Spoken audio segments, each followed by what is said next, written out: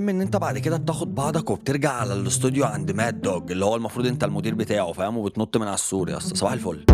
فبيبدا ان هو يعجب بيك وبتاع، وبيقول لك يا اسطى في حكايه كده في ليبرتي المفروض بدل ما الرجاله بقى تروح تخلصها، والناس اللي احنا عايزين نخلص منهم غيروا اتجاههم وعرفوا ان انا هنا، فبالتالي هم جم على مطار البلد اللي احنا فيها دلوقتي. فعايز اشوف شطارتك بقى، انت هتخلص لي الدنيا بتاعتي دي ازاي، ولا هتتعامل لي معاها ايه عشان الثقه تبقى ما بيننا رايحه جايه. وانت بتقول له ما تقلقش، اختيارك ان شاء الله موفق يا فندم، ومش هنزل رقبتك سمسمه زي الارض.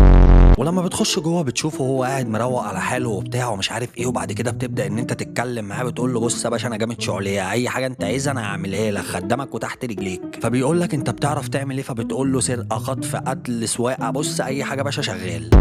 فبتخش هناك المحل دوت وبتاع، وبتدخل جوه. المفروض ان انت بتقص لنفسك قصه، وانا بصراحه اخترت دي عشان شبهي وانا صغير يعني، فاهم؟ فاهم شبهي، فاهم؟ المهم ان انت بعد كده بتاخد بعضك وبتبدا ان انت تتحرك على او جي. ولما بتوصل عند المكان اللي هو شغال فيه وبتيجي تدخل له، بتعرف ان هو ساب الشغل وبيكون واقف بيشتم مديره وبتاع. وبعد كده بيقول لك ان هو ساب الشغل وبتاع، وبيفكر ان هو يعمل حفله في البيت عنده بمناسبه بقى ان هو ساب الشغل وبقى صايع. فانت بتقول له هنعمل الاختيار، برافو عليك.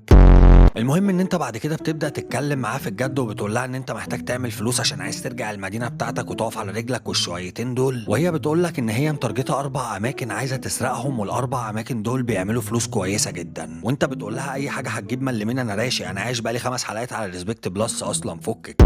فبتبدا ان انت تتجه على علامه او جي في المكان الجديد اللي ظهرت لك على الخريطه، اللي هو المفروض بيت او جي لوك. ولما بتدخل جوه بتشوف او جي لوك بقى واقف على الاستيدج، فاهم؟ رضا صبري نيكوتين مبنى فاهم؟ الراجل لسه سايب الشغل ومكتئب وبتاع، لحد ما في الاخر رايدر بيجي لك وبيقول لك بسم الله ما شاء الله الولد ده موهبه، صوته زي الخرا، تعالى نخرج بقى من التلوث السمعي ده.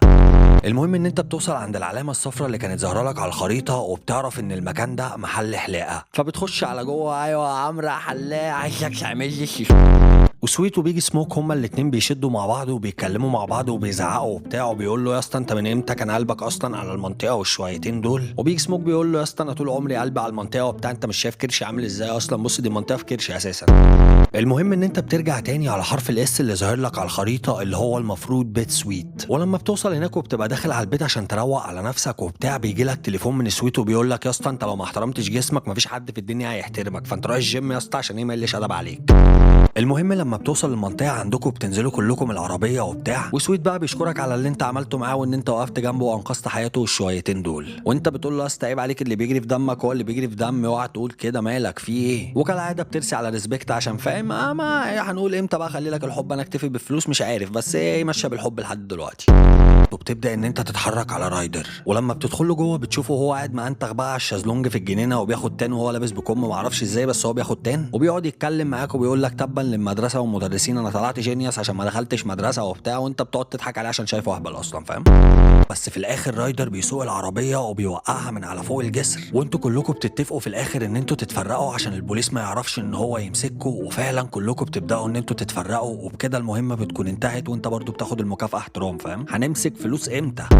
وبعد كده بتطلع الكاميرا اللي معاك وبتديله الصورتين التمام، وبتاخد الموتوسيكل بتاعك وبتخلع من المنطقه. وبعد كده بترجع على الكابينه اللي انت المفروض عايش فيها، ولما بتقف عند العلامه اللي هناك بكده المهمه بتكون انتهت، وانت ما بتاخدش حاجه، انت مخطوف والظابط هو اللي خطفك، انت عايز تاخد ايه؟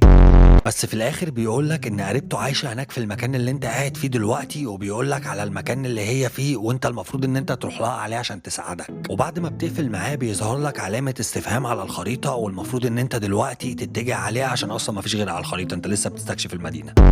وبيقول لك كمان ان انت لازم تتصرف وتعمل اي حاجه عشان تخرجه من المكان اللي هو فيه، وانت بتقول له ما تقلقش مش هسيبك وبتاع، والشويتين بتوع البراذر هود دول. وبعد ما بتقفل معاه بتدخل على علامه الاستفهام دي اللي احنا لسه مش عارفين هي ايه. المهم ان انت لما بتدخل المكان جوه بتشوف واحده شبه ناديه الدكر كده، وفعلا لما بتسيبهم وبتخرج بتظهر لك علامه جمجمه على الخريطه، والمفروض ان علامه الجمجمه دي الديسكو بتاع جيزي بي. فمش بتفكر كتير وبتاخد عربيه وبتجري على هناك. واول ما بتوصل وبتنزل من العربيه تليفونك بيرن، وبنعرف ان سيزر مسافر صد رد وبتاع، وعايزك ان انت توصله، وانت بتقول له هو ده وقته. بتبدا الحكايه وانت سايق الموتوسيكل بتاعك وبتبقى متجه على زيرو عشان كل شويه بقى يتصل بيك ويصدعك، فاهم يعني؟ فاتف. ولما بتدخله على جوه بيبقى باين عليه ان هو متعصب، وان في حكايه معاه برده مع الواد اللي اسمه بريكلي دوت بقى، اللي كل شويه يصدعك بيه وبتاع، وبيقول لك دلوقتي ان احنا عندنا باتل معاه، وان احنا لو كسبنا الباتل دي هو مش هيهوب ناحيه المدينه تاني، والمدينه كلها هتبقى بتاعتنا وهنبيع فيها براحتنا. وسي جي في الاخر بيرد عليه وبيقول له اصلا انت صداع، يلا يلا بينا. المهم ان انت في الاخر فعلا بتساعده ان انت تسلك له الطريق لحد ما في الاخر بيوصل لخط النهايه، وبعدها بنسمع صوته بقى وهو بيتكلم معاك وبتاع، بيقول لك المدينه دلوقتي بقت بتاعتنا والشويتين دول. وبعد كده بنبدا نشوف ان المحل خلاص بقى معلوش اي مشاكل، وابتدى ان هو يدخل لك فلوس لوحده. ده غير ان انت بتاخد مكافاه $7000 على 6 ساعات هاري اللي انا كنت بحاول اسلك له طريق فيهم دول. وسيزر كان اتصل بيك ووصلك بقريبته كاتالينا، واحنا بنعرف ان كاتالينا دي كانت واقعه على دماغها وهي صغيره، وانت عشان كنت محتاج فلوس فرحت عملت معاها 4 عمليات سطو مسلح على 4 اماكن مختلفه. وبعد كده انتوا الاتنين بتخشوا في ريليشن، بس هي في الاخر بتديك الرجل عشان هي فاهم زي ما قلنا واقعه على دماغها. ويقول لك ان هو عايزك في مهمه المفروض ان انت هتغطس فيها في البحر، وبيقول لك ان وارد هناك ان ناس كتير تهجم عليك وبتاع ومش عارف ايه والكلام ده، فخلي بالك عشان في احتماليه كبيره ان انت تموت. فانت بتقول له المفروض دلوقتي انت عايز ان انا اروح البحر واعوم في وسط ناس هتضرب عليا النار ومحتمل ان انا اموت، وهو بيقول لك فانت بترد عليه وبتقول له انت عبيط يا اسطى. المهم ان فعلا بعد كده بيجي لك واحد وبيبدا يتكلم معاك وبيشرح لك عن ان انت هتركب العربيه اللي وراك دي، والمفروض ان انت هتعمل سباق كده فاهم عن طريق معين، والمفروض ان انت تخلصه في وقت معين. فانت بتقول له تايمر ايه وسباق ايه؟ انت مين انت كمان يا ابن المنكوبه؟ وهو بيقول لك مش هرد عليك عشان الشنطه فيها كتاب دين، وبيسيبك وبيمشي. واول ما بتوصل هناك وبتنزل من العربيه تليفونك بيبدا يرن، وبنعرف ان الشخص المجهول دوت بيكلمك تاني وبيقول لك تعالى له على نفس المكان اللي انت كنت فيه من شويه، ده لو كنت عايز سويت اخوك يخرج، وانت بتكون لسه هتشتمه بيقفل السكه في وشك. المهم ان تليفونك بعد كده بيبدا يرن، وبنعرف ان تورينو هو اللي بيتصل بيك وبيقول لك تعالى له على الريف دلوقتي حالا، وانت برضه بتكون لسه هتشتمه وهو بيقفل في وشك. فبيبدا ان هو يثبتك زي كل مره، وبعد كده بيبدا يقول لك معلومات عن الضابط فرانك تيمبني وعن بولاسكي صاحبه، وبيفضل يقول لك حاجات كتير انت عشتها قبل كده في الفتره اللي فاتت وبتاع ومش عارف ايه، وانت بتبقى مستغرب ان هو عرف عنك كل ده ازاي في الوقت القصير ده. فهو بيقول لك يا اسطى انت شايفني بتاع بطاطا ولا ايه؟ بقول لك مخابرات وبتاع، مالك يا اسطى في ايه؟ فبتقعد تقرش في دماغك شويه كده وبتقول له ازاي هكون في الصحراء لوحدي، وازاي بعد كده لما اوصل هناك هتقول لي هو مفيش شبكه فاهم. فبقول لك ما تشغلش دماغك انت بقى، انا فاهم قلت لك انا مش بتاع بطاطا مالكش فيه. ولما بتوصل هناك وبتركن العربيه جوه بكده المهمه بتكون انتهت، وانت بتاخد مكافاه $8375 بالظبط. معرفش ايه سبب الرقم ده بس هو كده يعني مش رقم مقفول معرفش ليه. وهو في الاخر لما بيخاب بيبدا يعترف ان في عصابه اسمها ذا سانتاكو فاميلي هم اللي باعتينه. فانت بتقول له تمام ده اللي انا عايز اعرفه، وبعد كده بتلف وبترجع تاني على الجراج عندك في الكازينو. ولما بتوصل هناك وبتقف في العلامه الحمراء واحد من رجاله ووزيمو بيبدا ان هو يركب العربيه وبيدخل بيها جوه بالراجل بقى عشان فاهم ايه وريه اوضه الفيران عامله ازاي. المهم ان هو بعد كده بيبدا انه يتكلم معاك في الجد، وبنعرف ان هو محتاج حاجه اسمها بلاك بروجكت. فانت بتقول له ايوه ايه بلاك بروجكت ده؟ فهو بيقول لك تعالى اوديك عند المكان اللي بلاك بروجكت فيه، ولما نوصل هناك هقول لك. المهم ان هو بعد كده بياخدك في العربيه وبتمشوا، ولما بتوصلوا هناك بتنزل من العربيه لسه بتقول له بيم، بيقول لك والله بص العمر بقى مش في السن انا هخلعش راجل كبير. المهم ان انت بعد كده تليفونك بيرن، وبنعرف ان ذا تروث هو اللي بيتصل بيك وبقول لك يا اسطى تعالى لي دلوقتي ضروري عندك في المطار بتاعك وبتاع، وانت بتقول له يا اسطى انت سنك كبير ايه ريح، ولما اخلص اللي ورايا هبقى اجي لك. والمفروض ان انت رايح على هناك عشان تقابل ذا تروث. المهم ان انت بتقعد هناك تستنى ذا تروث لحد ما في الاخر بنشوفه هو وانت في الاخر بتقفشه وبتقول له يا اسطى انت مش كبرت بقى على الحاجات دي ما تعقل. بتبداوا ان انتوا تتكلموا في الجد، وبيكلمك عن حاجه اسمها جرينجو. وجرينجو دي كده المفروض ان هي ماده كيميائيه، بس المفروض ان هو محتاجها عشان هتفيده بقى في حاجه مهمه جدا هو بيعملها للبشريه بقى فاهم، وللارض كلها بالبالين اللي هو كان بيلعبه من شويه فوق الطياره ده. المهم ان انت لما بتوصل عند الكازينو بتركب العربيه وبتبدا ان انت تدخل له على جوه، واول ما بتدخل له بتبدا ان انت تتكلم معاه جد على طول. بتقول له بص يا عموزي انت اعمى بس انت لازم تشوف الخطه دي. فانت كمان بتبدا ان انت تنزل من العربيه وبتستخبى في البيت اللي جنبها، والراجل المفروض العميل اللي كان بيكلمها في التليفون بيكون جاي فبتخلص عليه. وبعد كده بتبدا ان انت تتسحب وبتدخل لها انت على البيت على اساس انك انت العميل. وبعد كده بيكون حصل اللي حصل بقى، احنا مش عايزين الحاجات دي، احنا عايزين الكود اللي المفروض بتاع الخزنه اللي فيه فاهم يابا خزنه وكاليجو لو اكل عيش شمال وبتاع فاهم ما ايرور فاهم. فانت بتروح بتطلع البندقيه، واول حاجه بتروح جاي مديله في العجل عشان ما يعرفش يخلع عشان العربيه دي سريعه فشخ بصراحه. وبعد كده بتروح وراه وبتزنقه وبتفجر العربيه بتاعته، وبعد كده بتخلص عليه هو شخصيا. وبعد كده بيتكلم معاك وهو في اخر انفاسه وبيبقى لسه هيلبخ ويجيب في سيره كندل اختك وبتاع، فبتدي له واحده الوداع في وشه الله يرحمه. وبكده المهمه بتكون انتهت، وانت بتاخد مكافاه راحه نفسيه الصراحه يعني مش فارقه فلوس ولا ريسبكت فاهم. واول ما بتوصل هناك تليفونك بيرن، وبنعرف ان سويت اخوك هو اللي بيتصل بيك وبيطمن عليك وعلى كندل وبتاع، وانت بتقول له يا اسطى انا بحضر لك الدنيا عشان لما تخرج تعيش كينج وبتاع. فبيقول لك لا يا اسطى انت بقيت شبه العيال الطريه اللي فاهم ماشيه الشويتين دول عاملين شعرهم وبتاع، وانا ايه الشغله دي مش بتاعتي. وانت بتكون لسه بتقول له يا عم اللي انت بتقوله ده انا بظبط لك دي، بيروح جاي في السكه في وشك.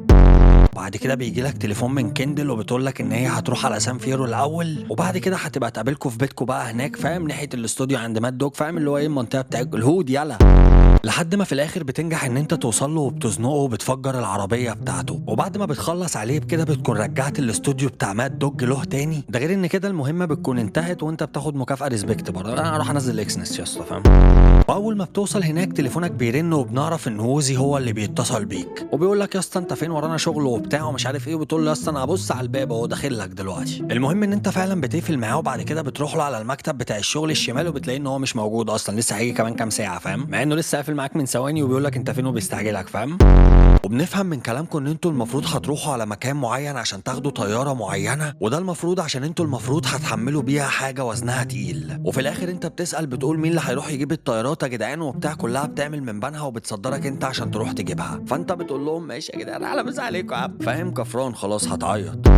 المهم ان انت لما بتوصل هناك بتقعد تستناه لحد ما في الاخر بنشوف سويت وهو طالع من المكان اللي افرجوا عنه منه، وانت بتخش عليه بقى الحمد لله على السلامه وبتاع الشويتين دول، وبتحكي له بقى عن مش عارف ايه اللي عندك فين والكازينو والاستوديو، فاهم. مروان بابلو قاعد عندك بيسجل دلوقتي، فاهم، وهو بيقول لك مروان بابلو ايه يا اسطى اخرى ايه الهود عامله ايه، وانت بتقول له يلا بينا زي ما ترسى هدق انا رايح معاك في اي خرا. وفعلا بتنزل على الشارع بتاعكم وبتخلص على اي شاب مستبح او اي حد لابس بنفسجي او اي ديلر بيبيع المخدرات بتاعت عصابه بولوز. وبعد ما بتخلص على كل الشمال اللي عندكم في الشارع بنبدا نشوفك انت وسويت وانتوا واقفين قدام البيت وبتاع، بقول لك يا اسطى احلى مسا عليكم وبتاع وضهري في ضهرك وهنضفوا المنطقه. فانت بتقول له ضهري في ضهرك ايه يا اسطى، بقول لك عندي كازينو بجيب ملايين، وبص بص يا اسطى يا عم عامله فيا يا عم اتكل على الله بقى.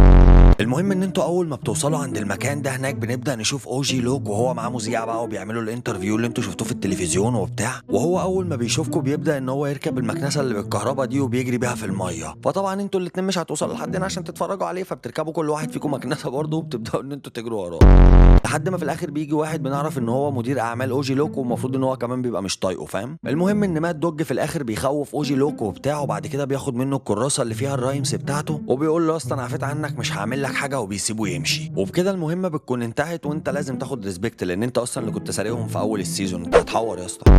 بيتكلم معاهم وبيقول لهم ان احنا رجعنا السين تاني بقى وعايزين نخش بتراكين ورا بعض كده والدنيا تبقى جامده.